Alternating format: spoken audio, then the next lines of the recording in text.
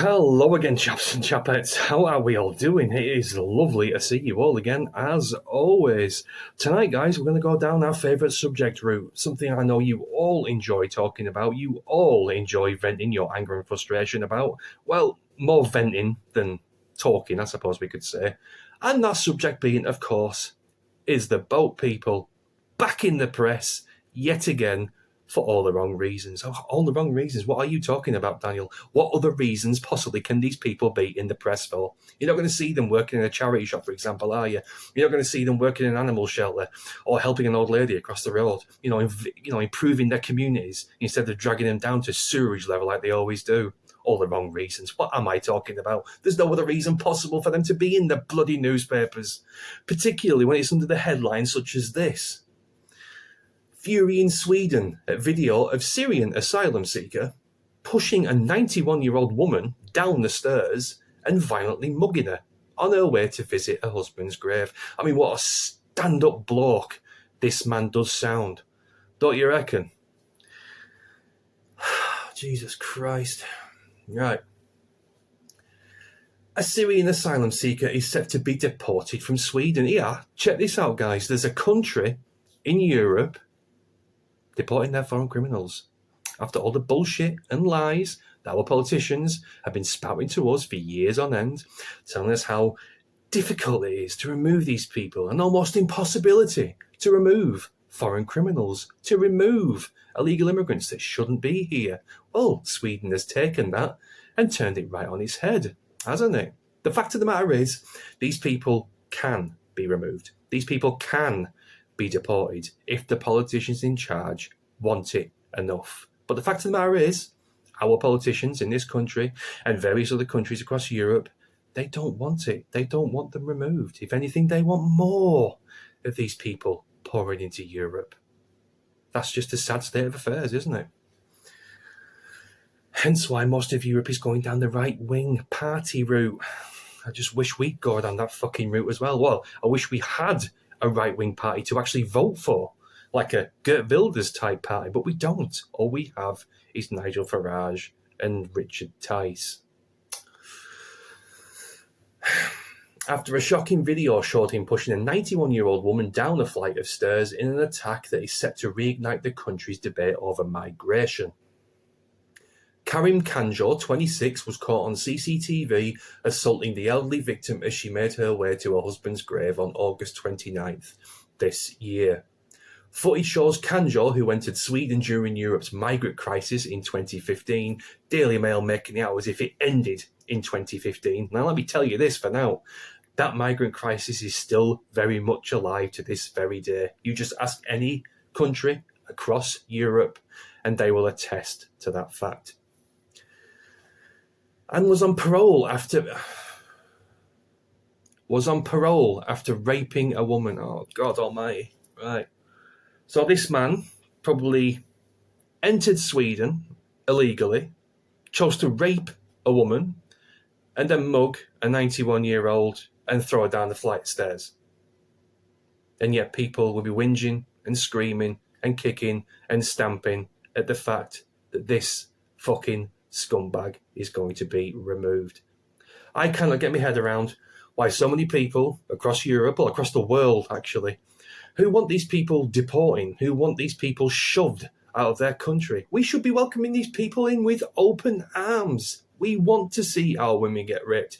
We want to see our children get slaughtered and abused, etc. We shouldn't be wanting them to be removed. We should be wanting them in their thousands. We are getting them in our thousands, but we should be doing it willingly. I mean, who wouldn't want this fine, upstanding young man within their community? Baffles me. Does it you? On parole after raping another woman, grabbing his elderly victim on a flight of stairs in Sollentuna station, 8 miles northwest of Stockholm.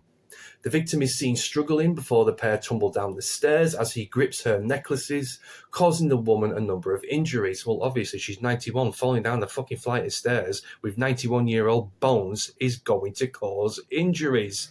No shit, Sherlock. A witness to the attack is seen running for safety, leaving the elderly woman behind. Now, I've discussed this before on some videos in the past here, guys. The cowardice of some people just never ever ceases to amaze me. I'm sorry to say, right, I'm not bullshitting you here. I am not a big tough guy or anything like that. I'm not someone who goes out looking for a punch up. But if I saw someone, an elderly woman, getting mugged on the floor by someone, I would step in and I would stop it. Wouldn't you? Wouldn't any sane, decent member of the human race try and at least intervene to stop this woman being set upon by this scumbag? I mean, a witness to the attack is seen running for safety. Running for safety from what? He wasn't the one getting fucking mugged. Grow a pair of bollocks and help this poor woman. What is wrong with people? I'm amazed he didn't pull out his phone and start recording the fucking thing.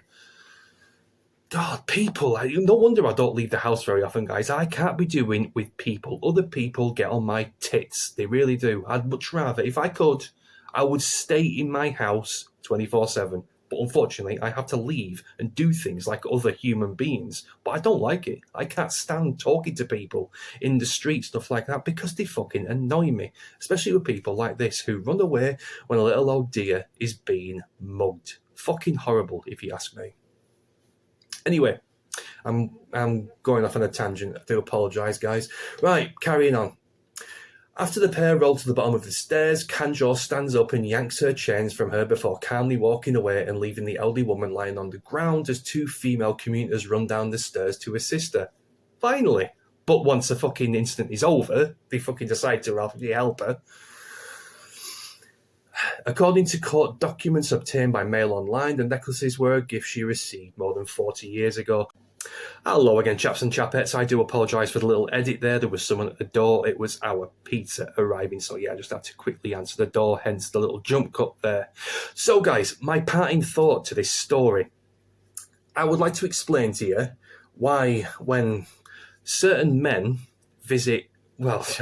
come and live in Western lands, why do they have such disdain towards women, with forcing themselves upon them and beating them up and abusing them, things like that? Let's go through it, shall we? And this is common knowledge. A lot of you out there will probably know this already, but I'm just going to tell you anyway because I want to get it off my chest.